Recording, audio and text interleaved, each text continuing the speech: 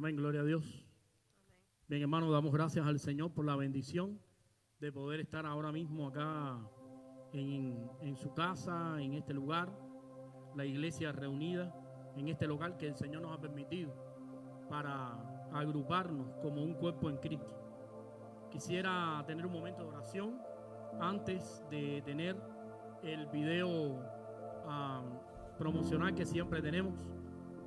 Vamos a tener un momento de oración. Padre, gracias te damos porque tu palabra es viva y eficaz como espada cortante de dos filos que penetra en nuestro corazón y parte las coyunturas, todas las cosas allí para que tu voluntad penetre en nuestro ser y nuestra vida sea transformada. Gracias porque tú eres, Señor, Rey de reyes y Señor de señores, soberano y maravilloso sobre tu creación.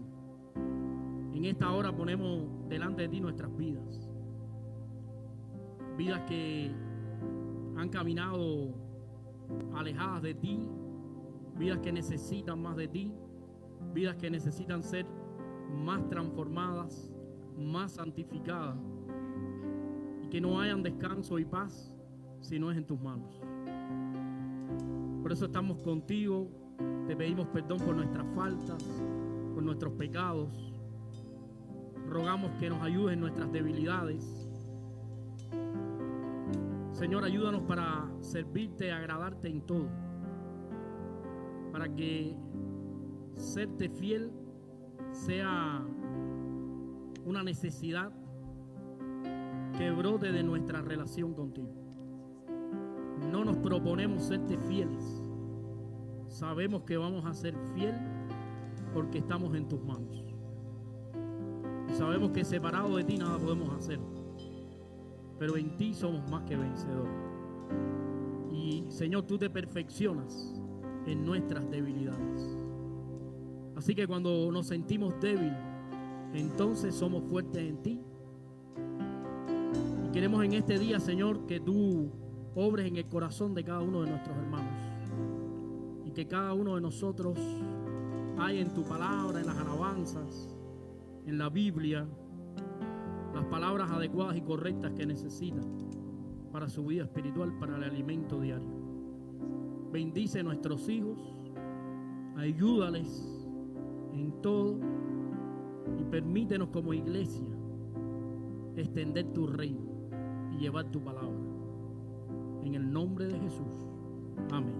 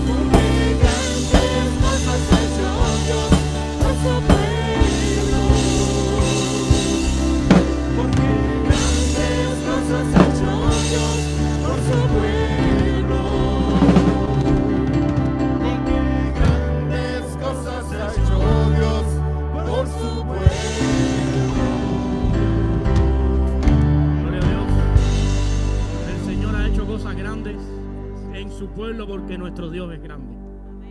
Y Él es un Dios de misericordia, de amor. Por eso este canto queremos dedicárselo al Señor, que solo Él es digno de alabanza y de adoración. Todos nuestros pensamientos, nuestras esperanzas, toda nuestra necesidad están puestas en nuestro Dios. Así que dile: mi hermano, creo en ti, Señor, creo en ti.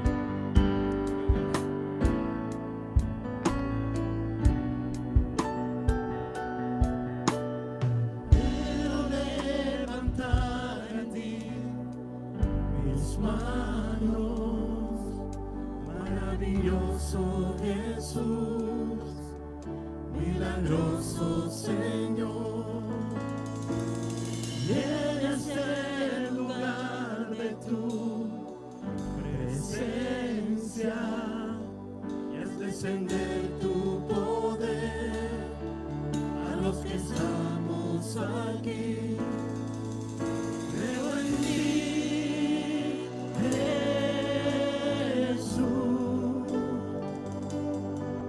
en lo que harás en mí. Creo en ti, Jesús, en lo que harás en mí, en mí, en mí.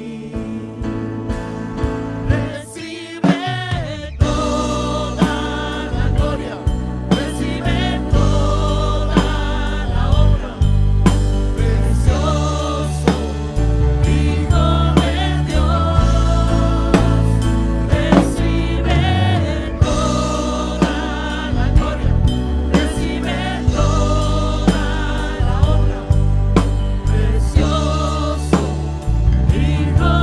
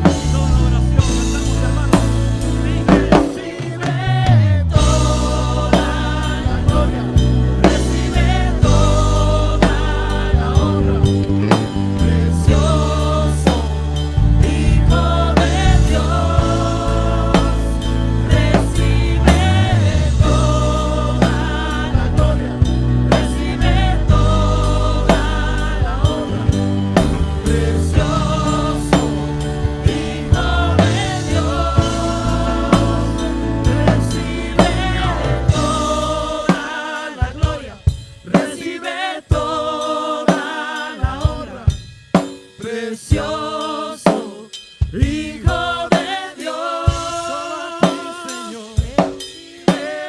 toda la gloria, recibe toda la honra, precioso Hijo de Dios, recibe toda la gloria, recibe toda la honra, precioso Hijo de Dios, toda la gloria, recibe toda la honra, precioso Hijo de Dios. Creo en ti, Jesús, en lo que harás en mí. Creo en ti, Jesús, en lo que harás en mí, en mí, en mí.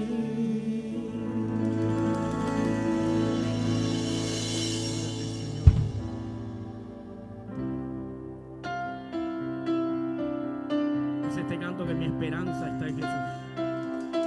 Y quiero invitarte a que pongas tu esperanza y tu vida en las manos del Señor.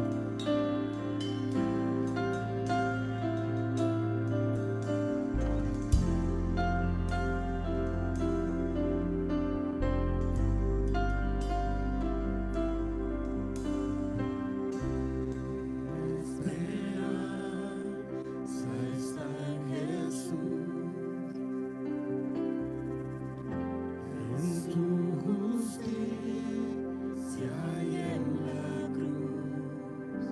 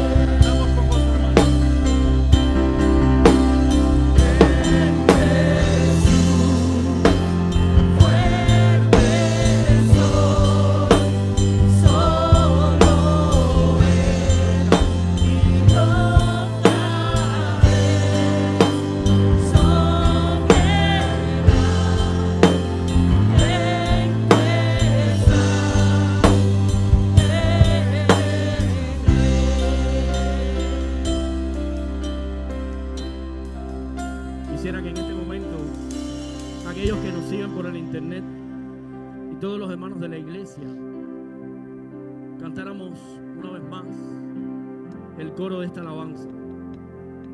Esta semana hemos tenido ciertas tribulaciones y probablemente en el internet esté una persona muy especial que es mi mamá.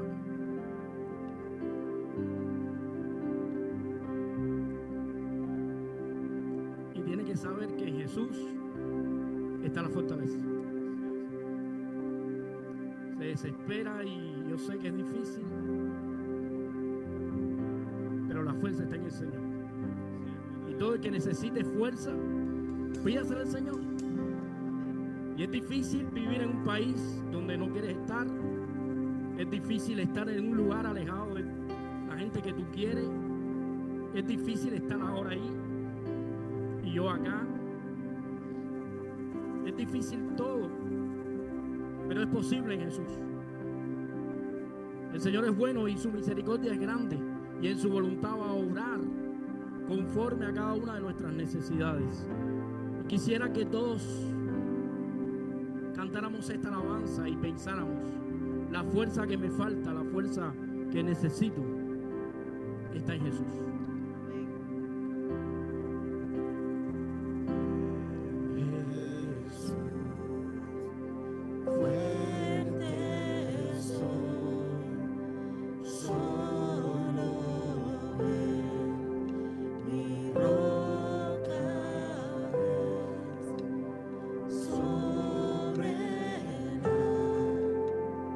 Tempestad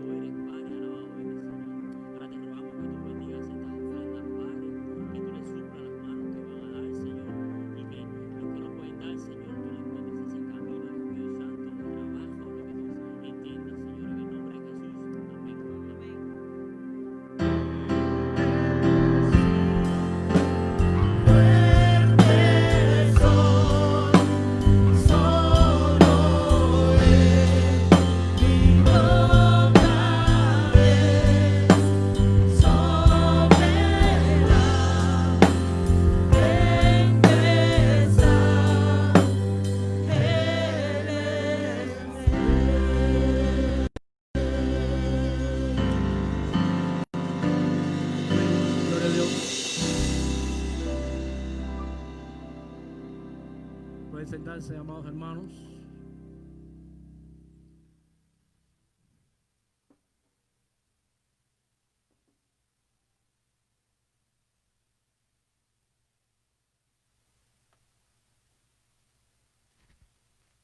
¿Sí? Hermanos, queremos aprovechar unos minutos para decir que el viernes a las 7 de la noche, en este mismo lugar, vamos a estar teniendo el estudio bíblico, el cual es de gran bendición. Seguimos en el internet con los hermanos en el seminario. También quiero dar gracias al Señor por todas las familias de la iglesia que se han puesto en contacto con la iglesia.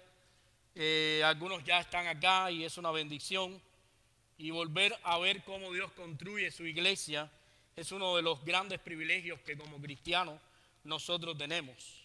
No hay una manera eficaz de construir la iglesia. No hay un mecanismo, no hay un libro que nos enseñe cómo construir la iglesia. La iglesia es construida por el mismo Señor. El Señor Jesús, Él es el dueño de la iglesia, Él es el Señor y Él es el que hace posible la construcción de la iglesia, la edificación de la iglesia y el alcance también de la iglesia. Muchas de las cosas que nosotros pensamos que pudieran ser de alcance y demás no están en la agenda de Dios. Lo que está en la agenda de Dios es hacer crecer su iglesia basado en los principios bíblicos del Nuevo Testamento, donde la iglesia al principio perseveraba en la doctrina, en la oración, en la comunión con unos con otros y en la comunión con el Señor. Y esos principios Dios no los ha cambiado y esa es la manera en que Dios edifica a su iglesia. Y le damos gracias al Señor por eso y por este tiempo. También quisiera dar la oportunidad, si algún hermano quiere dar una acción de gracia, alguien tiene un motivo para agradecer a Dios y decir, Señor, gracias.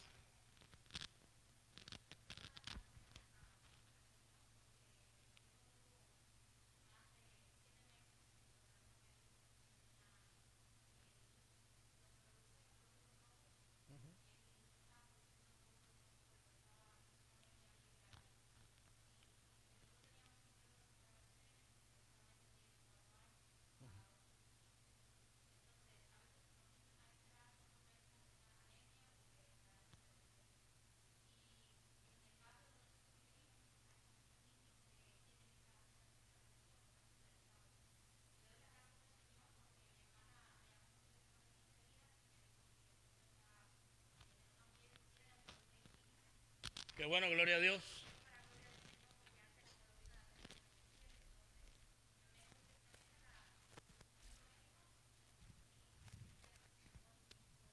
Amén.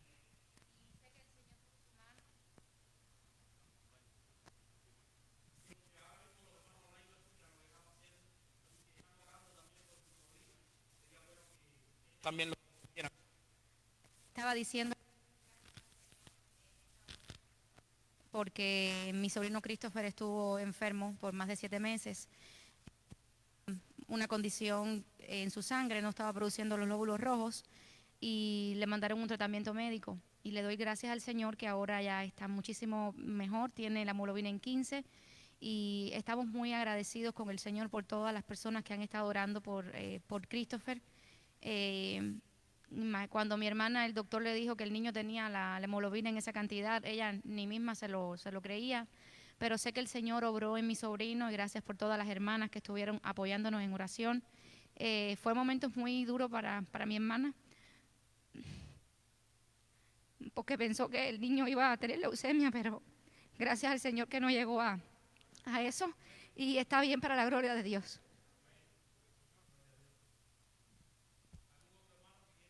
Gracias al Señor en esta hora. Un motivo para dar gracias, puede levantar su mano. Alguien que quiera agradecer a Dios. Katia.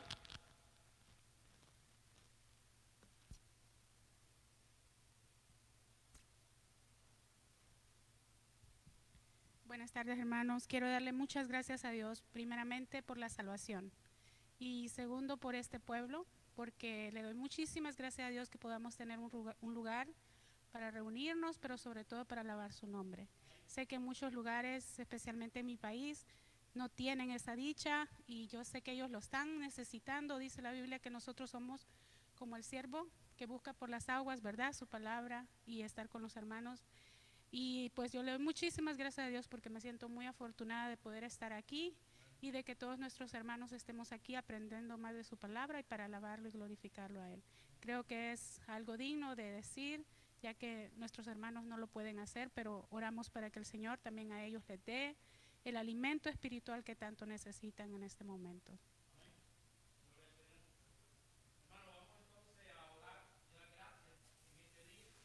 Para entonces la lectura, antes recordarles a todos que procuramos el distanciamiento social, procuramos las medidas de protección, no porque nosotros tengamos ningún miedo, ni porque tengamos ninguna duda de que Dios está ayudándonos y demás, sino porque creo que es honroso y es bueno poder hacer estas cosas para que todos se sientan tranquilos y para que así los que están fuera y nos ven entrar y nos ven estar en este lugar sepan que nosotros sí, también queremos que ellos estén sanos. Así que esa es la idea.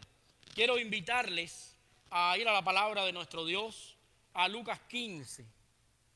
Lucas 15 vamos a estar hablando en esta tarde.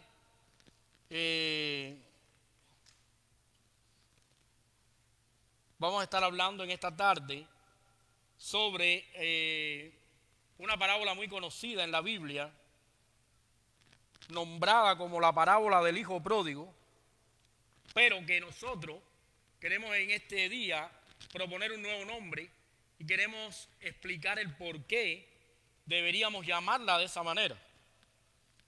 La parábola aparece en Lucas 15, versículos del 11 en adelante.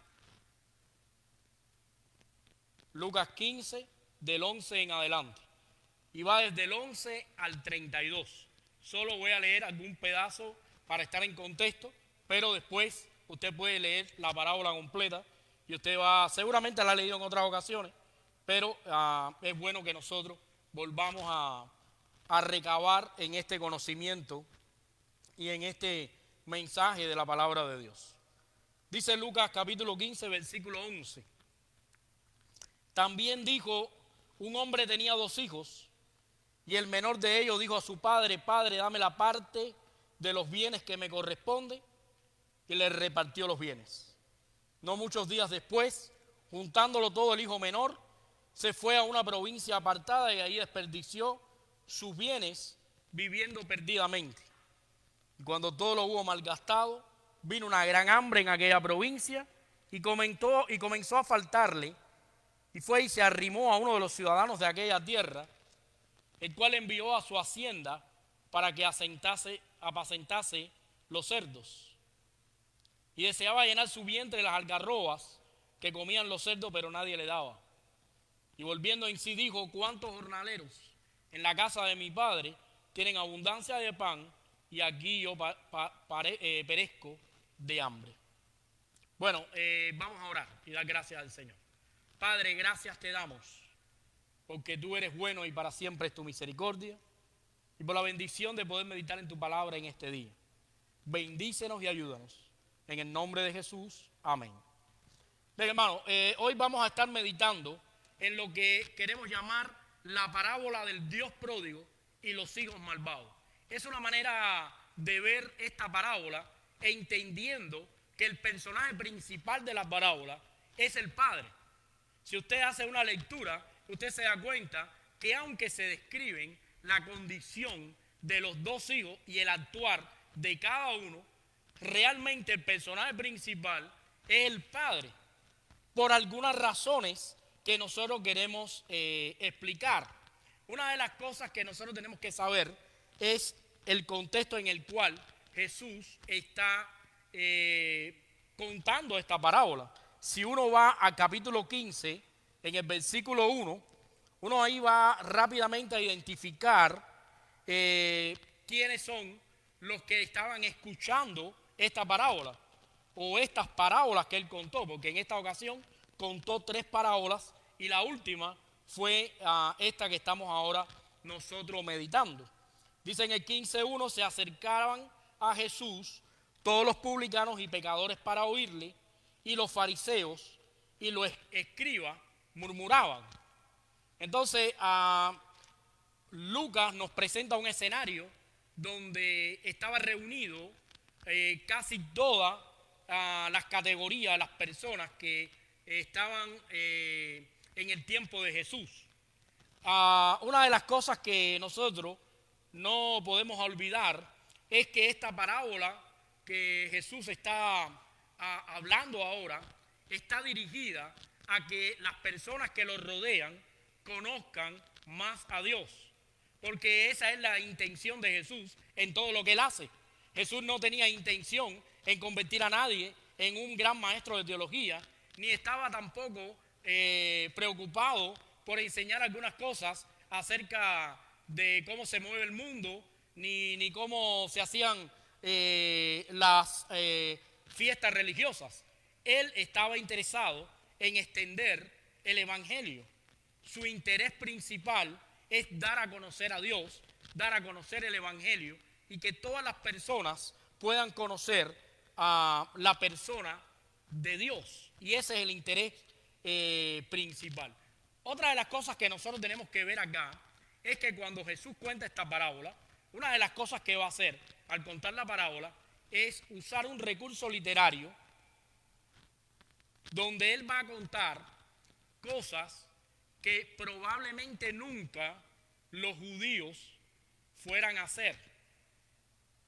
Los fariseos, los publicanos, los pecadores y todos los que los rodeaban no esperaban un relato en tan tremendas condiciones. Él va a poner un escenario donde vamos a ver la peor condición del ser humano, porque la única manera de poder conocer a Dios es comenzando a entender cuál es nuestra verdadera condición. Por eso él explica la verdadera condición del ser humano a través de 2 ejemplos a los cuales él le llama a los hijos, para que viendo esa condición nosotros podamos ver a la persona de Dios y cómo Dios actúa en medio de todo eso. Lo otro que nosotros tenemos que saber acerca de esta historia es que cuando Jesús nos cuenta esta parábola, no está pensando en describir la vida de los hijos de una manera minuciosa, sino él está poniendo ejemplos de cómo mal se procede en presencia del padre de la familia. Y eso es importante que nosotros lo tengamos en cuenta, porque eso va a hacer que cuando nosotros tengamos la lectura de la parábola, encontremos que los personajes más importantes no son los hijos, sino el padre. Una de las cosas que yo he visto y revisando lo que se ha predicado sobre esto, porque he tenido tiempo para revisar, estuve viendo a Tim Keller, estuve viendo a MacArthur, estuve viendo a Paul Washer, estuve viendo varios que han predicado en Latinoamérica, y algunos se han concentrado en darle la prioridad al hijo menor. Algunos han incluso creído que el hijo menor, al ser rescatado y el padre hacer una fiesta, la fiesta era para el hijo, cuando realmente no es así. Es una fiesta para el padre, porque el padre ha rescatado a un hijo que estaba perdido. Entonces, eso cambia totalmente la atmósfera de esta parábola y la centra y la hace concordante con el mensaje de la Escritura.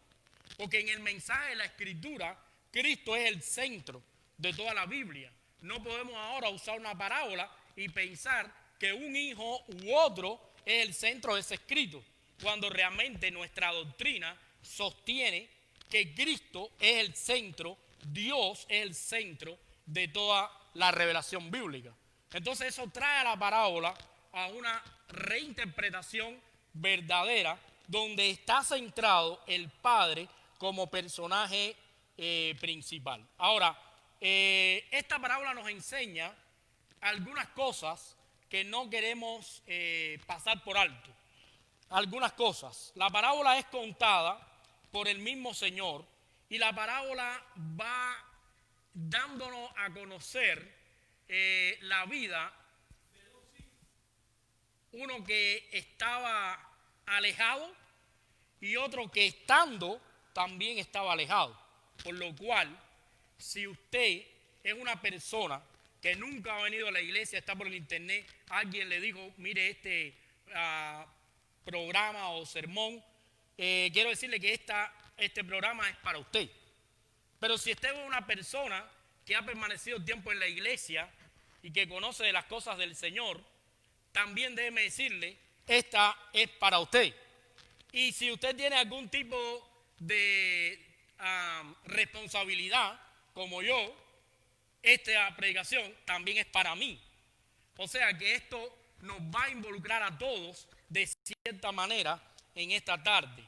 Y Jesús, así como en el principio de Lucas 15, Lucas nos dio la idea de que Jesús con esta parábola estaba involucrando a escribas, fariseos, publicanos y pecadores. De esa misma manera, ahora al exponer la palabra, tenemos que entender que esta parábola nos implica a todos. Todos y cada uno de nosotros necesitamos aprender un poco acerca de esta parábola. Ahora bien, una de las cosas que queremos aprender, y es la enseñanza en este día, la única manera de gozar de las bendiciones de Dios es a través de la comunión con el Padre. Y esa es la enseñanza que nosotros vamos a estar manejando acá. La única manera de gozar de las bendiciones de Dios es a través de la comunión con el Padre. Porque muchas veces encontramos que queremos tener, y eso lo vamos a ver en la parábola, los beneficios y las bendiciones de Dios sin estar involucrados y tener una relación directa con el Dios de los beneficios. O sea, queremos estar disfrutando de lo que Dios nos va a dar, pero no queremos nosotros estar comprometidos con Dios. Y eso lo vamos a ver ahora en la parábola y en esta exposición. Vamos a ir a Lucas capítulo 15 y vamos a centrarnos un poco y vamos a aprender un poco de lo que el mismo Jesús les estuvo hablando a estos publicanos, fariseos, pecadores y escribas acerca del Padre. Dice la parábola: un hombre tenía 2 hijos y el menor de ellos dijo a su padre: Padre, dame la parte de los bienes que me corresponde, y les repartió los bienes. Lo primero que nosotros vamos a ver acá en el versículo 12 es que este versículo, esta expresión de Jesús, no cabe en la mente, en la vida y en el corazón de la gente que lo está escuchando. Y yo creo que tampoco cabe mucho en la mente nuestra.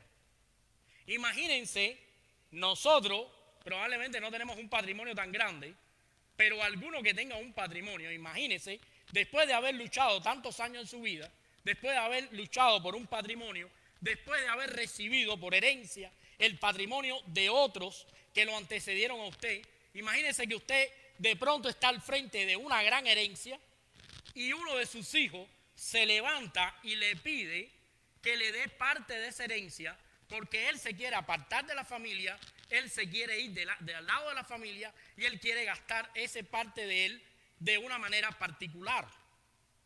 O sea, lo primero que uno piensa es, trabaja y haz tu patrimonio. Te voy a dar bueno, si fuera yo, que como pastor le digo, te voy a dar un mensaje de Dios para tu vida. ¿Quieres prosperidad? Trabaja. Vaya, eso no te va a fallar.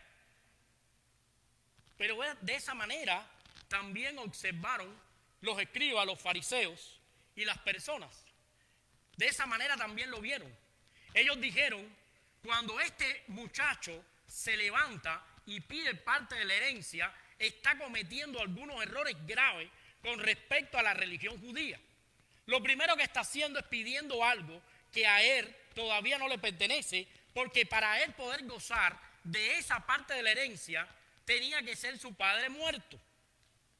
Así que seguramente han escuchado, porque todos lo dicen, que cuando el padre o cuando el hijo pidió la herencia al padre, lo que estaba era deseándole la muerte.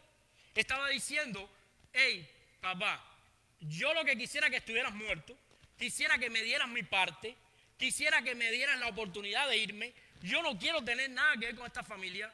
Yo no quiero participar de nada de lo que esta familia ha proyectado para el futuro. Yo no quiero saber de esto. Yo no quiero estar involucrado en esto. Dame lo que me pertenece y me quiero ir. Ahora, lo más sorprendente no es la manera en que los hijos se expresan. Porque son jóvenes, les falta experiencia de la vida, lo normal es que cometan errores. Lo más duro para la audiencia que estaba escuchando son las palabras finales de Jesús cuando dijo y le repartió, ¿qué cosa? Los bienes. Jesús está diciéndonos que el personaje principal es el Padre, porque es Él el que acepta la humillación, es Él el que recibe esa petición absurda y es Él el que entonces accede y quiere darle la parte de los bienes que este muchacho necesitaba. La manera en que Jesús presenta al padre de familia era una manera escandalosa para la gente de la época. Se esperaba que un padre disciplinara duramente a un hijo cuando caía en errores como esos. De hecho, según la ley, está muy mal, ¿no? Sí. Según la ley, había un problema.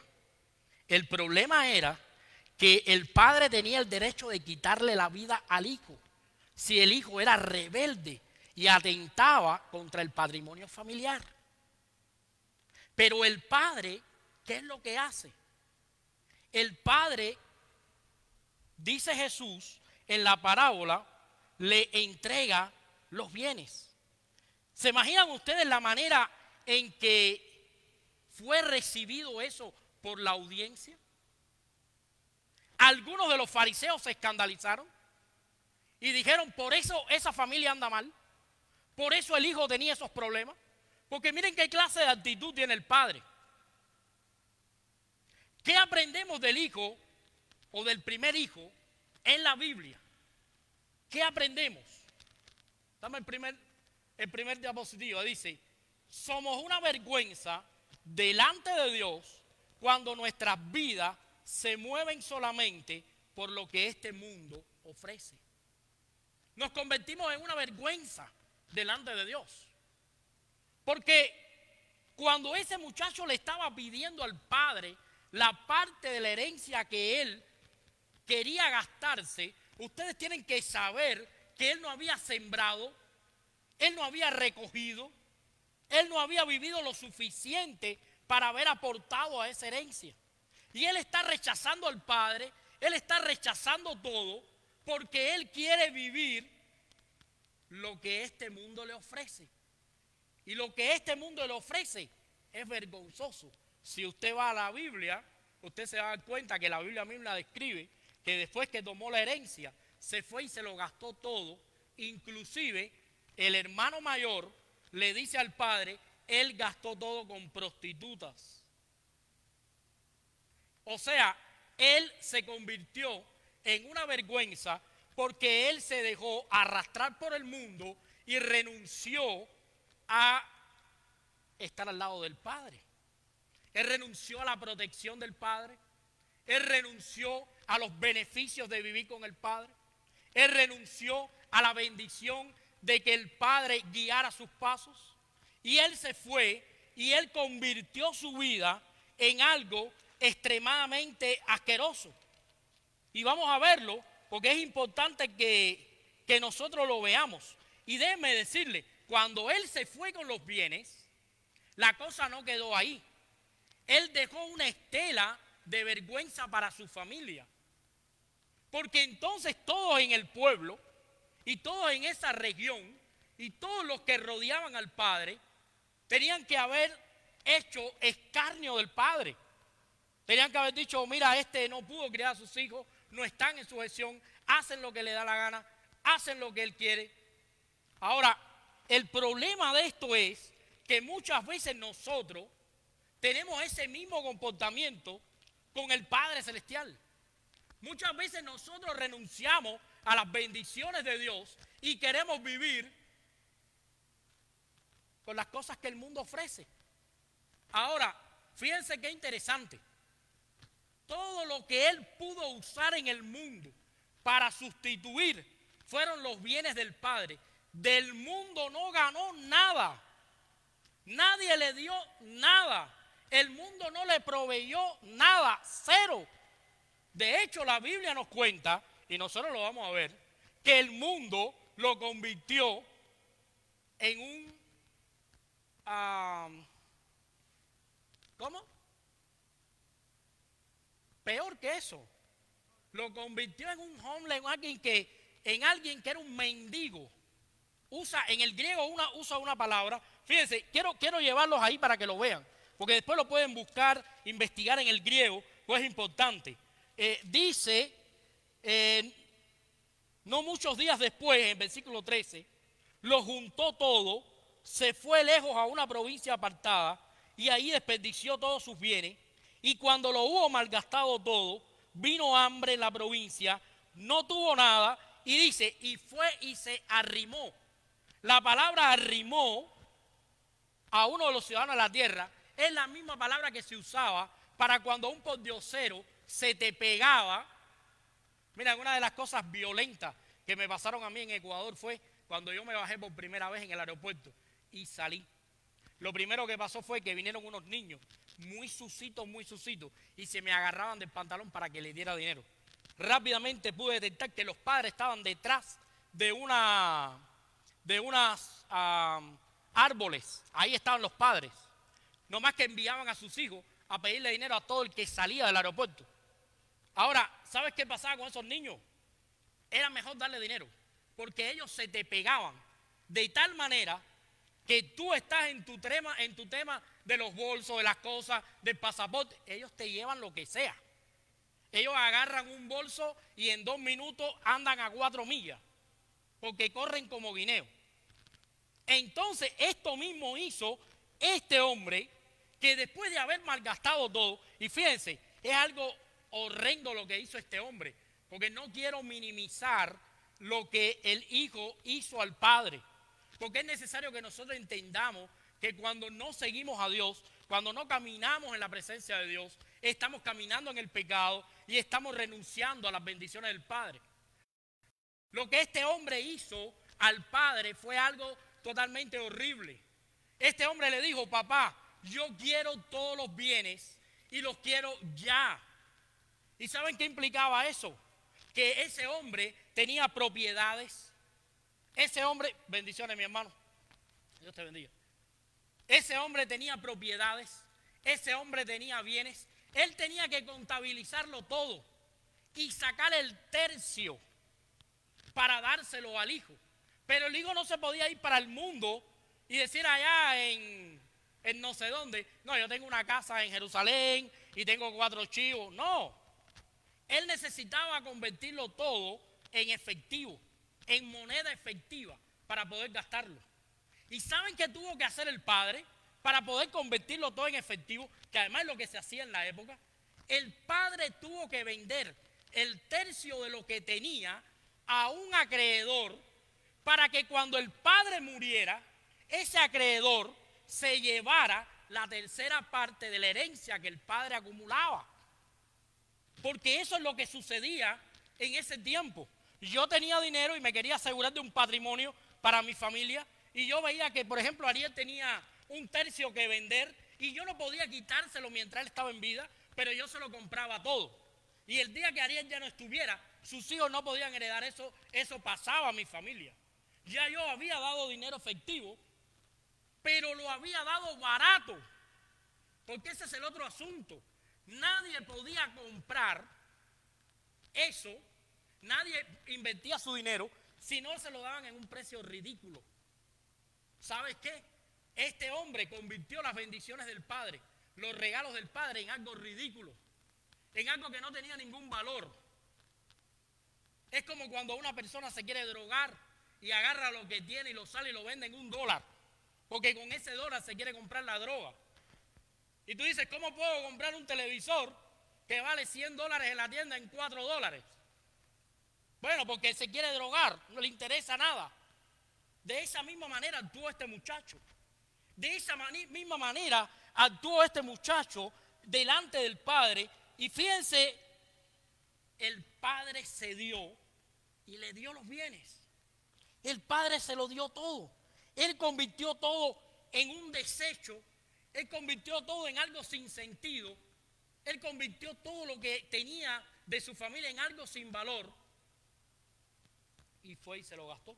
Al punto de convertirse ¿en qué? En un mendigo. ¿Y sabes qué? Y lo dice la Biblia. Tenía una mala opinión de su padre. Porque nadie hacía eso a su papá. Nadie le hacía eso a su mamá. Nadie le hacía eso a un familiar. Por eso, cuando nosotros le damos la espalda a Dios y lo que mueve nuestro corazón son las codicias de este mundo, somos una vergüenza para Dios. Y es triste, hermano, pero es lo que enseña Jesús en su palabra. Ahí había mucha gente. Habían publicanos, habían fariseos, habían pecadores, habían escribas. Algunos estaban viviendo conforme a lo que el mundo les planteaba. Y Jesús les dijo, ustedes son una vergüenza. Ustedes han malversado los bienes del Padre. Y lo más trágico, el Padre los ha dejado que lo hagan. Y eso es lo más preocupante. El Padre accedió y les dio los bienes. Vamos a ir al versículo 15. Dice, se arrimó a uno de los ciudadanos de aquella tierra, el cual le envió a su hacienda para que apacentase cerdos. Fíjense, se acercó a un hombre que era rico, pero este no le dio nada. Este lo que le dijo fue, ve y apacienta cerdos. Ahora voy a hacer una pregunta. ¿Cuántos aquí han vivido en el campo? Ok. ¿Cómo son los cerdos en el campo? ¿Son rebeldes? Apacentar cerdos es una cosa imposible. Porque tú apacentas ovejas, porque ellas son tranquilas. Algunas y tú la tienes que traer al redil. Pero no, y el cerdo te acaba con todo. Por lo mismo dar un hueco aquí, se mete en la tierra allá, rompe todo lo que los sembrados, se quiere meter en el boniato y acabar con el boniato. Entonces hay que estar cayendo atrás el cerdo corriendo, es una locura. Entonces, ¿saben lo que hizo este muchacho? Se fue a hacer un trabajo que nadie podía hacer, pero encima de eso, era un trabajo que era una vergüenza para una persona de la nación de la cual pertenecía.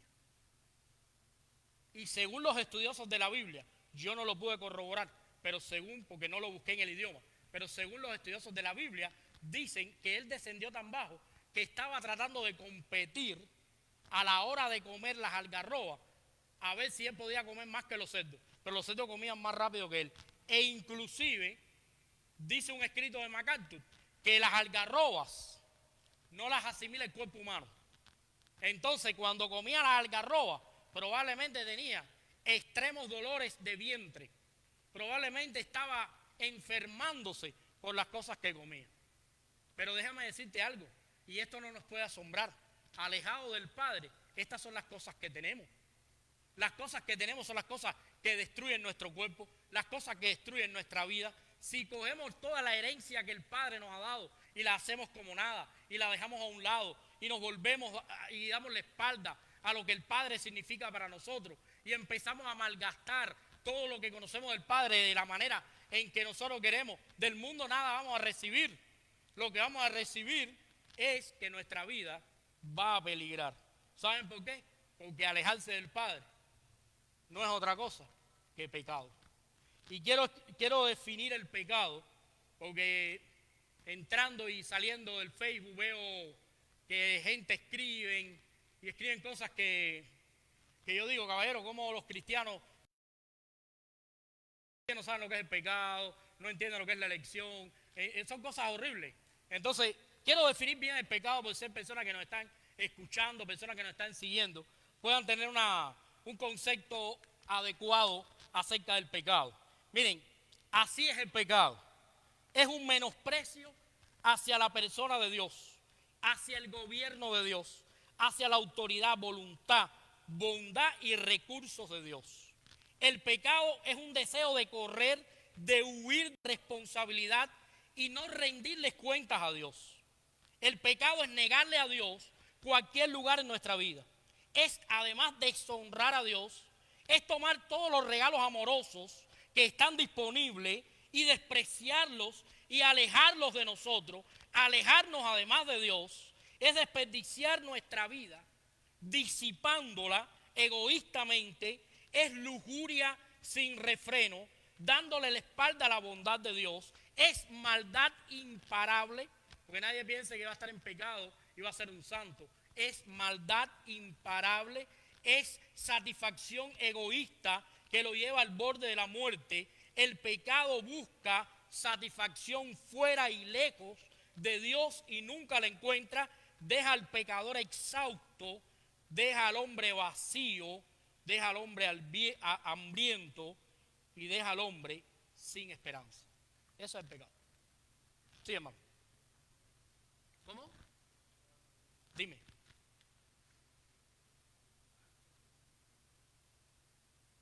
Mal definir a Dios es pecado. Es pecado. Muchas cosas más son pecado. Es pecado. Es un ídolo. Si no defines bien a Dios, te haces un ídolo. Y ese es pecado. Ahora, volvamos al versículo 17. Es necesario porque en el versículo 17 encontramos al Padre, que al final del día es la persona principal en esta historia. Y volviendo en sí dijo: ¿cuántos jornaleros en casa de mi padre tienen abundancia de pan y yo aquí perezco de hambre? Miren, aquí pasó algo. ¿Qué es lo que pasó? ¿Alguien se da cuenta? ¿Alguien lo puede captar? ¿Qué pasó ahí? Pues vamos a leer el versículo. A ver, dice el versículo 17. Y volviendo en sí dijo: ¿cuántos jornaleros en casa de mi padre tienen abundancia de pan y yo aquí perezco de hambre? ¿Qué pasó ahí? Hay un cambio de opinión acerca del Padre. ¿Cuál era la opinión que él tenía primero del Padre? Padre, dame todos los bienes que me pertenecen, que me voy. No importa que te mueras, que perdamos la herencia, que estás vendiendo lo que... No me interesa, me voy, no quiero estar al lado tuyo. Pero ahora dice una frase muy interesante. Dice: ¿cuántos jornaleros? ¿Viste? Osanay usa esa palabra. Y eso es interesante que use esa palabra, porque le voy a hablar un poquito de clases sociales. En las clases sociales, primero estaba la gente que tenía la riqueza, que eran los dueños de la tierra.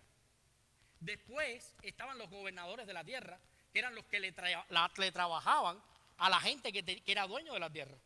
Después estaban los artesanos. Después estaban los que tenían negocios locales, y todos ellos subsistían. Después estaban los esclavos, que eran los siervos. ¿Por qué? Porque estos esclavos asimilaban la esclavitud como parte de su estilo de vida y eran incorporados a la familia y eran cuidados por la familia. Y por último estaban los jornaleros.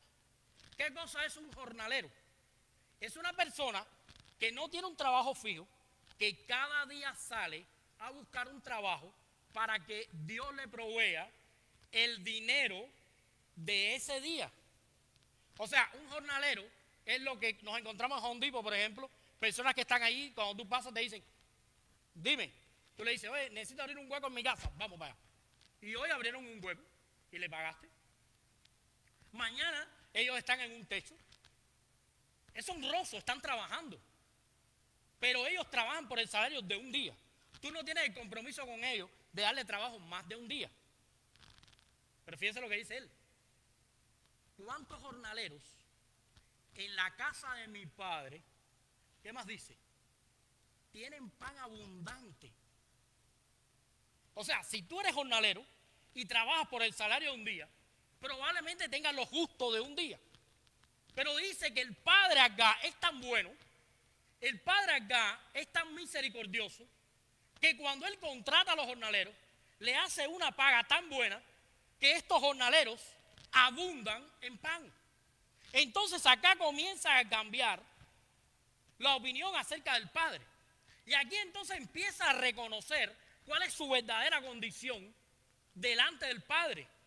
Y dice, tengo que volver, y se planifica un discurso, y dice, yo cuando llegue delante del Padre, le voy a decir, Padre, yo he pecado contra el cielo, y en griego lo que significa es, mis pecados son tan altos como el cielo.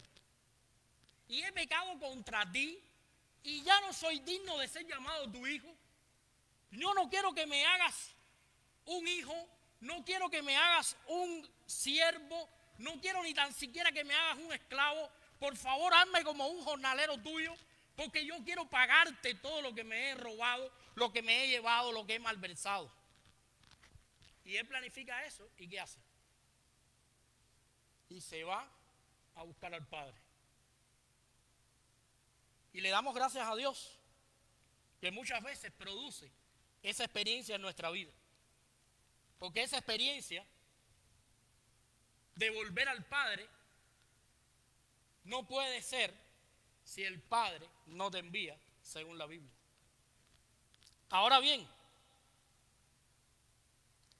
vayamos al Padre. Porque al final del día el Padre es la persona principal acá en esta historia. Y vamos a aprender algo acerca del Padre. A ver, dame la segunda diapositiva. Aprendamos algo acerca del Padre. Dice, solo Dios puede sacarnos de la vergüenza y el pecado por pura soberanía y restaurarnos a nuestra posición de hijos. Solo Dios puede hacer eso. Solo el Padre puede hacer eso. Ahora, veamos un poco, a partir del versículo 20, lo que comienza a pasar en esta parábola y entendamos un poco al Padre. Y déjeme decirle algo, quiero que ustedes lo noten. Hasta este momento, todos los oyentes de la parábola desprecian al Padre. Porque el Padre no supo criar al Hijo. Porque el Padre cedió a la petición del Hijo. Porque no comprenden el plan del Padre. No entienden lo que el Padre tiene planeado. Ellos simplemente están en contra del Padre. Ellos dicen que el Padre no los crió bien. El Padre incluso le ha dado dinero para que ande en sus andadas. El Padre no tiene honra en este lugar. Yo me imagino cada día lo difícil que tenía que haber sido para el Padre levantarse de mañana y salir a la calle. Y todos señalaban y decían, este es el Padre, pero esto no tiene ninguna honra. Este hombre es un viejo por gusto, una persona anciana por gusto, sin ninguna sabiduría. Ahí viste el Hijo todo lo que ha hecho, el Hijo todo lo horrible que ha comportado, y él ha cedido a todo eso. Este hombre es sin carácter y tiene que haber sido difícil para el Padre. Pero vamos a ir al versículo 20. Dice, y levantándose vino a su padre, y cuando aún estaba lejos, lo vio su padre, y fue movido a misericordia, y corrió, y se echó sobre su cuello, y lo besó. No, ahora sí, estamos en una situación peor. Fíjense ustedes. Ahora la cosa está más difícil todavía cuando Jesús cuenta esto. Porque fíjense, aquí hay un problema. Dice que cuando estaba de lejos, el Padre lo vio, fue movido a misericordia, ¿y qué hizo? Corrió, y fíjense la frase en griego, se echó a su cuello, se desplomó, lo abrazó, porque probablemente cuando él llegó delante del Padre ya no tenía fuerza, ya se cayó. Aquí los fariseos, aquí los publicanos, tienen que haber dicho, llegó el momento del Padre. Ahora es cuando van a saber quién es el Padre. Porque ahora, según la ley judía, ¿qué tenía que haber hecho el Padre? El Padre tenía que haberse quedado en su lugar y él no podía venir a ver al Padre. Y entonces alguien le iba a decir, Padre, allá está tu hijo que está llorando. Y él iba a decir, dile que se acueste en la tierra, dile que se ponga silicio, dile que se arrepienta y que si en 4 días yo me siento en condiciones voy a ir a verlo. Y cuando vaya a verlo lo voy a castigar duramente y lo voy a asimilar como un esclavo en el hogar. Y cuando pasen 400 años, entonces lo voy a restituir como un trabajador de la hacienda, pero nunca más como un hijo. Y los fariseos dijeron, no, este es el momento. Y yo me imagino ellos ahí diciendo, dale, este es tu momento. Vas a recuperar la honra, la gente va a decir, oye, nos equivocamos con este hombre, porque este hombre es rudo, es derecho, es recto, es el tipo, este sí tiene buen carácter, este sí es el duro. Pero Jesús dijo, no, el Padre estaba mirando a lo lejos y lo vio y corrió. Y Jesús hizo algo que para ellos fue más terrible todavía. Puso al Padre como alguien quien corría detrás del Hijo. Y eso era algo vergonzoso para los judíos. Los judíos creían que no podían correr. Los ancianos no corrían. Tenían sus faldas largas y mostrar los tobillos era una vergüenza. Para tú poder correr con esas faldas largas, tenías que subirte la falda. Y tenías que mostrar los tobillos y correr hacia donde estaba tu hijo. Pero eso era inmoral para los judíos. Así que fíjense qué terrible la situación del padre. Fíjense cuánta humillación para el padre para poder rescatar al hijo. Porque quiere rescatar al hijo. Porque soberanamente decidió aceptar al hijo y rescatarlo. Y algo interesante es que está aquí en la parábola, es que él llega donde está el hijo, lo abraza, después dice que lo besa y el hijo comienza a dar su discurso. Vamos a leerlo. Dice, Padre, he pecado contra el cielo y contra ti, y ya no soy digno de ser llamado a tu hijo. Y dice el versículo 22, pero el padre dijo a su siervo, saquen el mejor vestido. ¿Qué falta ahí? Falta la mitad del discurso. Él llegó arrepentido y le dijo, Padre, he pecado contra el cielo y contra ti, pero él tenía más cosas que decir. Él por ejemplo, iba a decir, recíbeme como un esclavo, te pido perdón, pero el padre no lo dejó terminar. El padre lo interrumpió y dijo, lo recibo. Lo recibo. Y esa es la grandeza del Padre que mucha gente no entiende. Mucha gente no entiende. Cuando el pecador viene arrepentido, el Padre lo recibe. Ahora, qué importante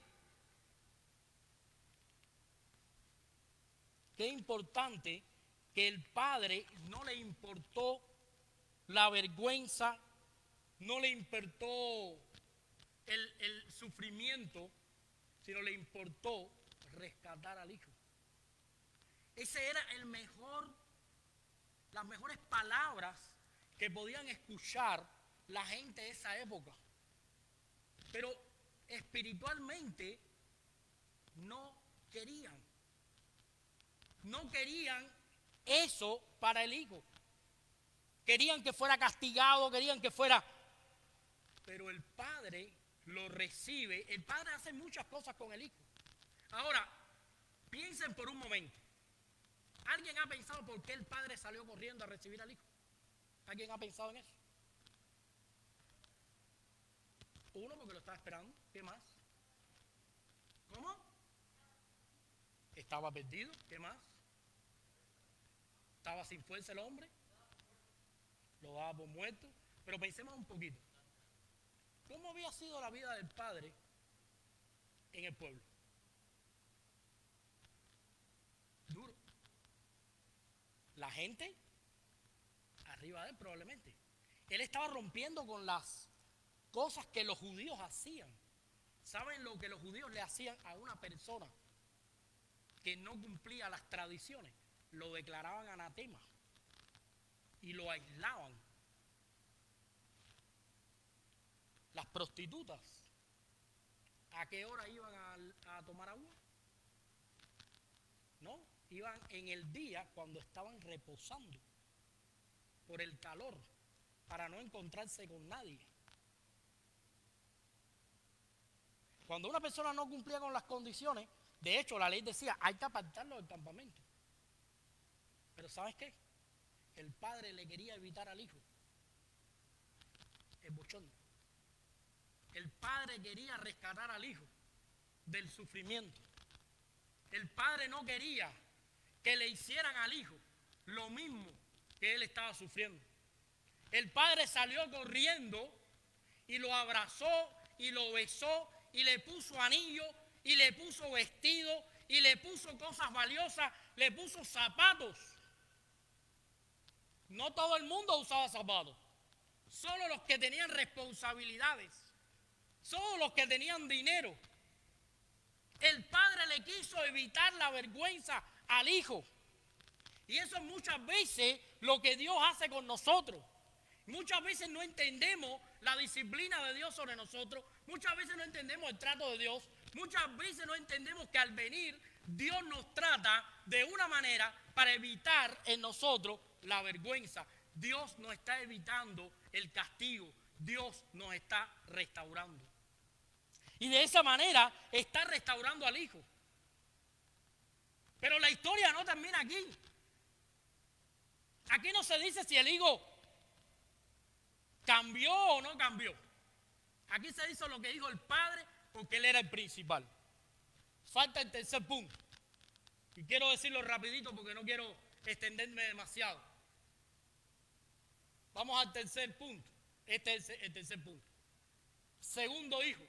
Somos una vergüenza cuando nuestra necesidad espiritual pensamos que podemos satisfacerla con religión y no con relación con Dios. Ese es otro problema. Y ese es otro problema que el padre tuvo que enfrentar. Porque el padre mandó a hacer una fiesta. Y el padre cogió al becerro gordo de la familia y lo mató para alimentar a las personas que fueron a la fiesta. Y el padre hizo una fiesta porque se estaba regocijando, porque su hijo había muerto y qué cosa, y ahora vivía. Pero él no tenía un único hijo. ¿Tenía qué más? Un segundo hijo. Pero le voy a hacer algunas preguntas para que piensen.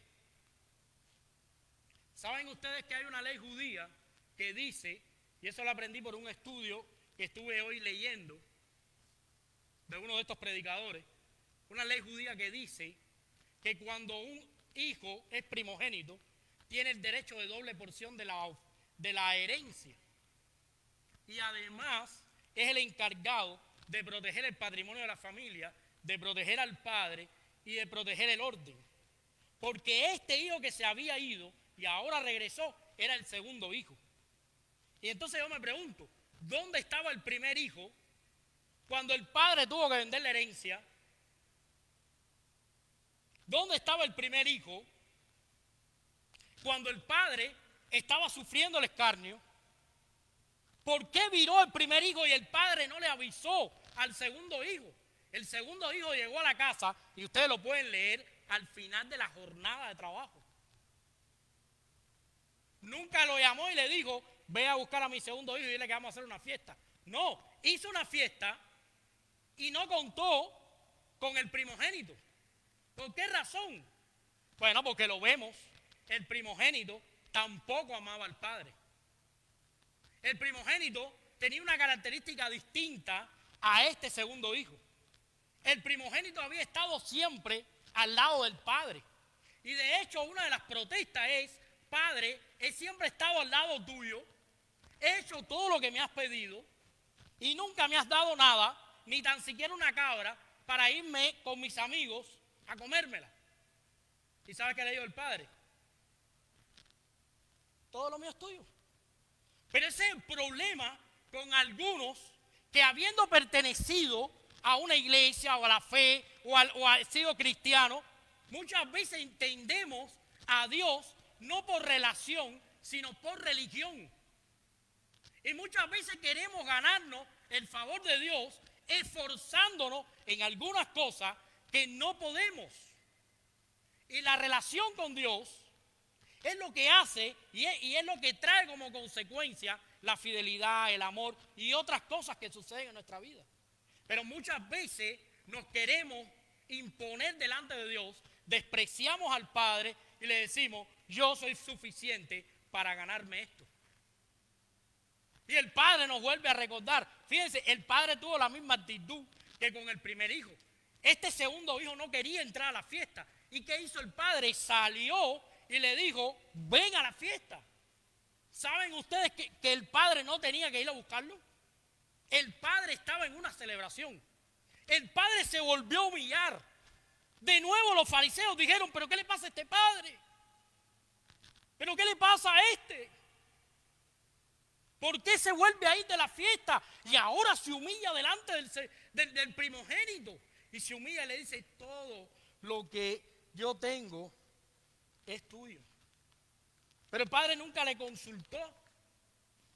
Por eso, miren las palabras: Padre, he aquí tantos años te sirvo, no habiéndote desobedecido jamás, y nunca me has dado un cabrito para gozarme con mis amigos.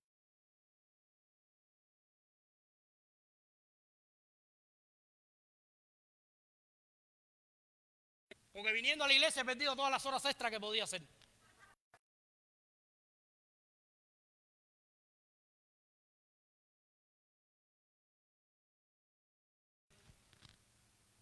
Tú lo tienes todo. Nunca te ha faltado nada. Todas las cosas han estado ahí para ti.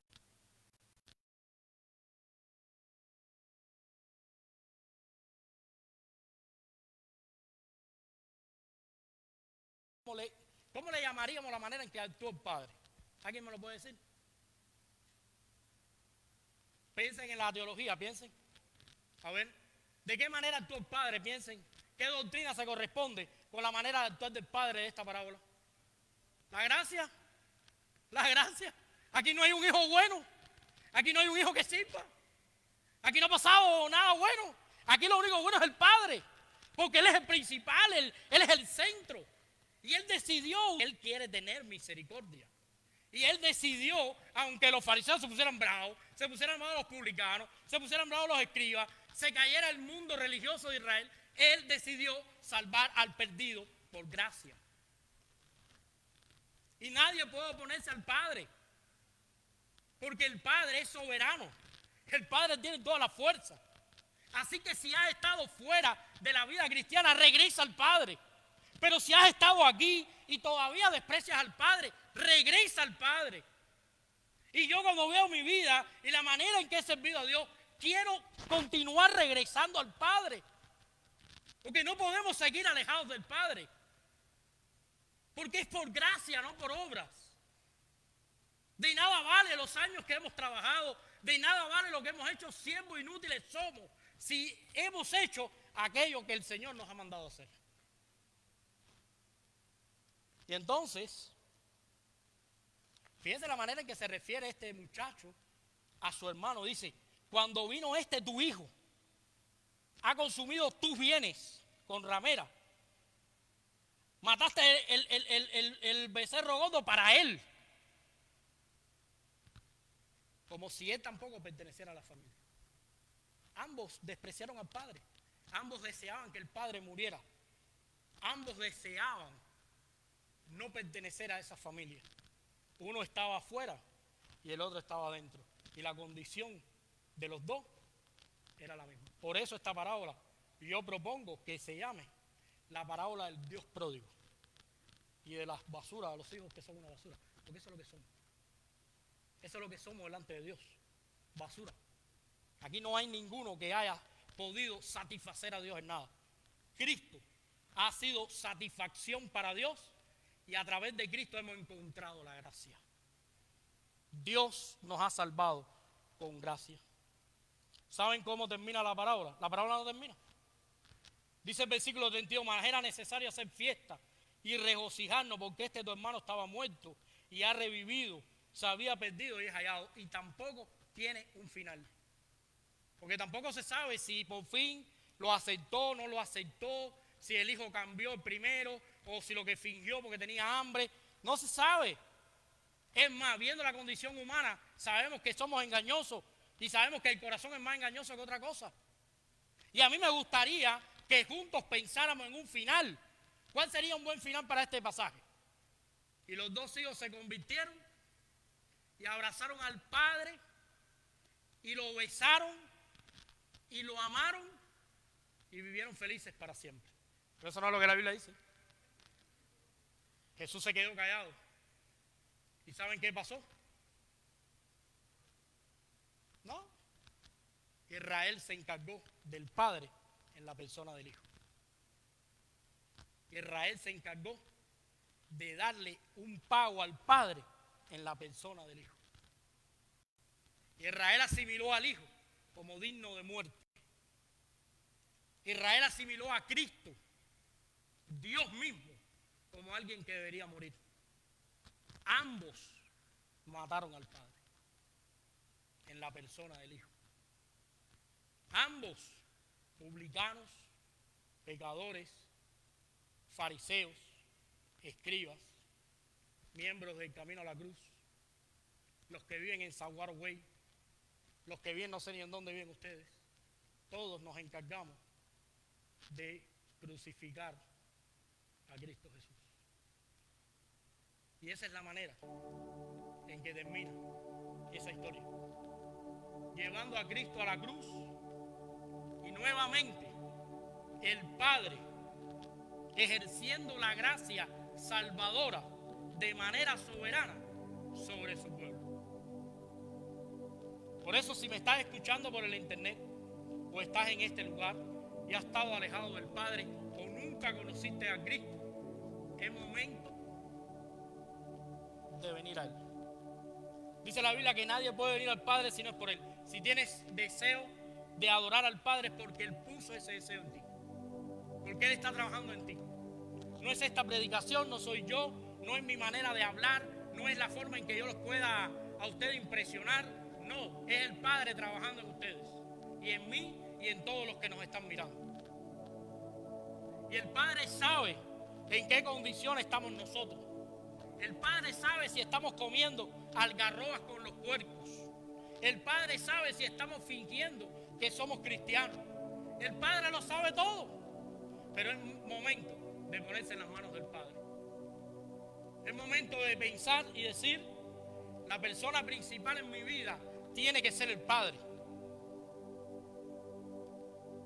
Y Jesús dijo, nadie va al Padre si no es por mí.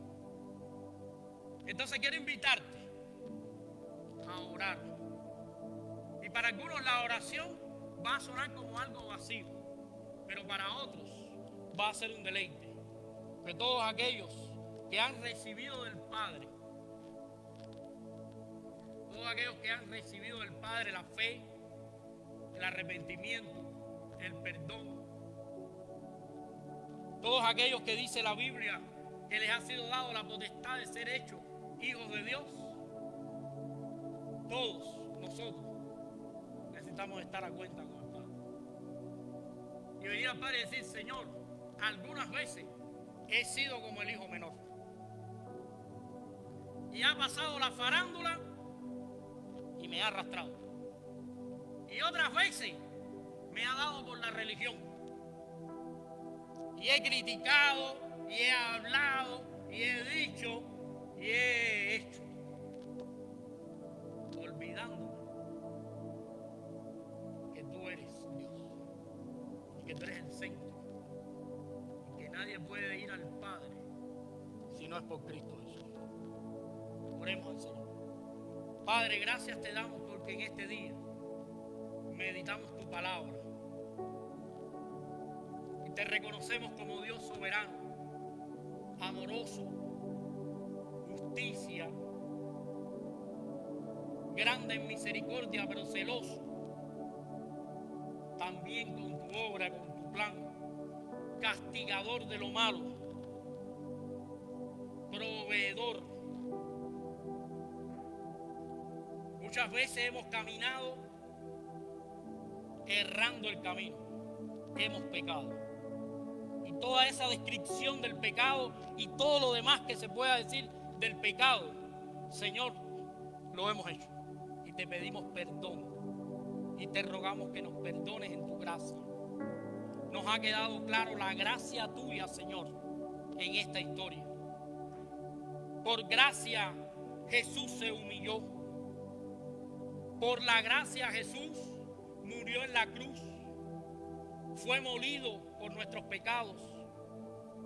Por gracia fue, Señor, a cargar con nuestros pecados y expuesto a vituperio. Señor, pero como dice tu palabra,